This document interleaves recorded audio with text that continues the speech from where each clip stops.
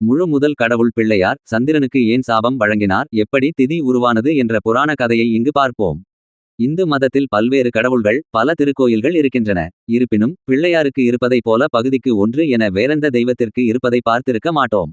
முழுமுதல் கடவுளாக பார்க்கப்படும் கணபதியை வணங்கிய பின்னர் தான் மற்ற தெய்வங்கள் வணங்கப்பட வேண்டும், பூஜிக்கப்பட வேண்டும் என முக்கிய விதியாக இந்து மதத்தில் பின்பற்றப்படுகின்றது.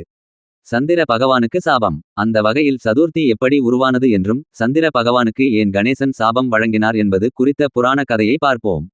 ஒரு நாள் சந்திரன் தன் குளுமையான ஒளியை வீசிக்கொண்டிருந்த போது மூஷிக வாகனத்தில் பால கணபதி சென்று கொண்டிருந்தார். அப்போது குறுக்கே ஒரு பாம்பு வேகமாக செல்ல முற்பட்டது. அதனால் பயந்து போன முஷிகன் திடீரென நின்றார். அதன் மீது இருந்த பால கணபதி கீழே விழுந்தார். அவர் வைத்திருந்த மோதங்களும் கீழே சிதறின.